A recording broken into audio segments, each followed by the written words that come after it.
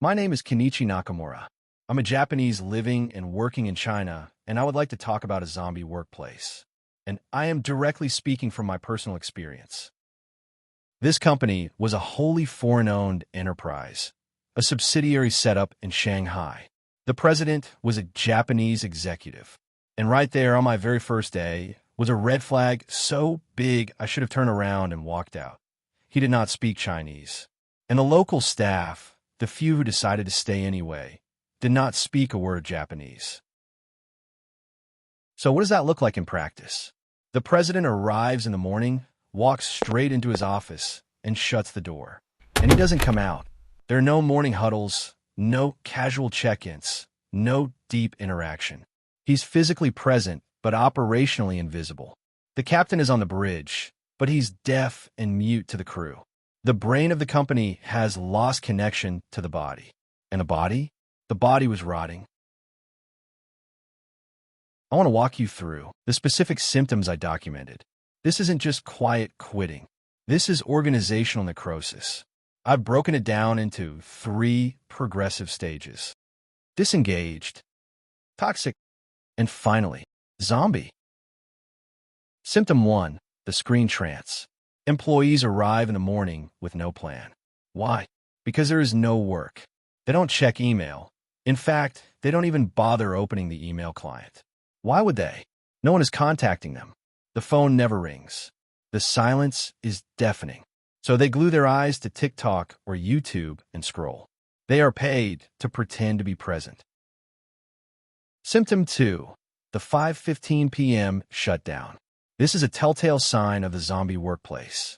In a normal office, you stay an extra 5 minutes to finish a sentence or send a file. In a zombie office, the computers are off 10 or 15 minutes before closing time.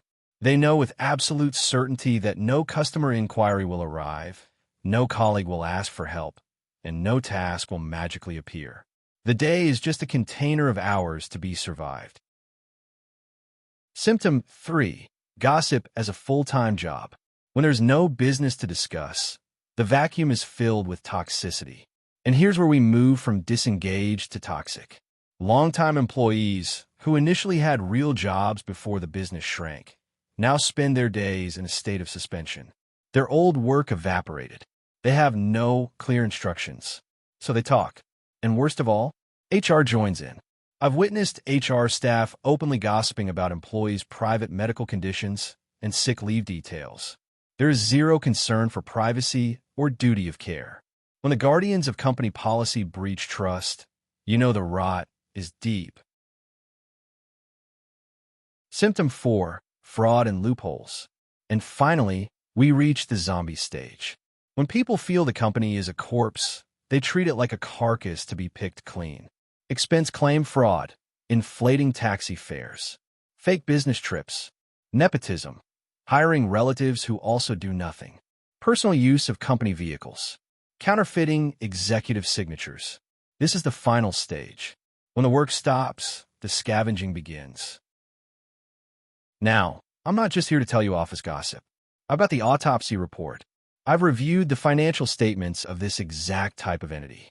And the numbers confirm that the company was dead long before the employees stopped working.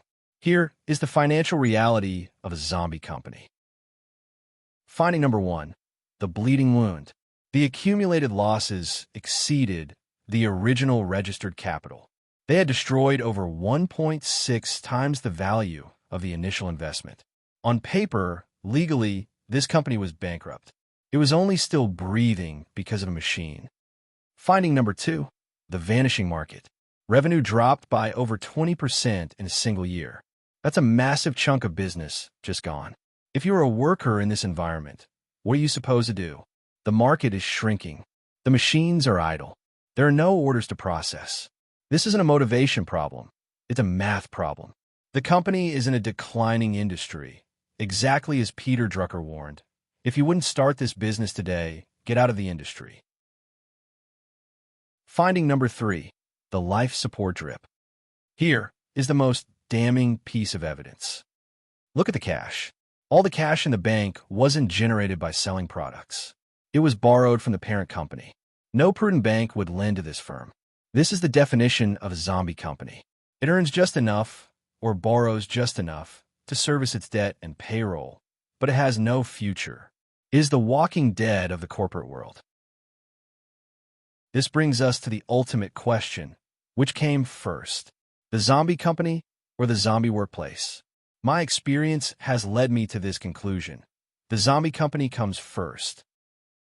Here is the disease progression. Stage 1. Financial death. The industry shrinks. The company fails to invest in new equipment or people. Management becomes negligent and disconnected, like the president hiding in his office. The company is already dead economically. Stage 2. Toxic decay. Because the company is dying, there's no budget for raises or bonuses. I'm talking 2 years with zero bonus. The best employees leave. The ones who stay become defensive and toxic. They gossip, they gatekeep, and they look for loopholes to survive. This is the immune system overreacting. Stage 3. Zombie workplace. Finally, the business declines so much there's no work at all. The toxicity burns out into numbness. You get the screen gazing, the early shutdowns, and the lunchtime obsession. Crucial insight. You can't fix a zombie workplace with a pizza party or a motivational speech. You can't fix it because the company is the corpse. The workplace is just the smell. So, what do you do if you find yourself trapped in this loop?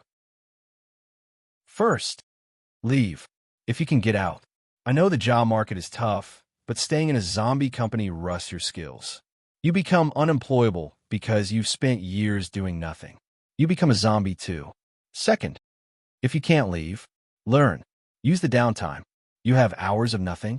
Use them to learn a new skill, take an online course, or update your resume. Let them pay you to find your next job. Third, a word to my fellow expats in China or anywhere else. Watch the communication flow. If the top executive operates in a linguistic silo and refuses to engage with the local staff, that's not just a cultural difference. That's management malpractice. It's the clearest sign that the brain is detached from a body. Don't ignore that red flag. Final thought. For most cases, the zombie company is man-made. It's rarely just one factor like a bad economy. It's a cocktail of poor management, negligence in investment, and a failure to adapt. Have you ever worked in a place like this? A place where you turned off your computer at 4:50 p.m. because there was absolutely nothing left to do? Drop a zombie emoji in the comments below. Let's see how many of us have walked among the corporate undead. And if you want to see more financial reality checks on corporate life, hit the like button and leave a comment. Thanks for watching.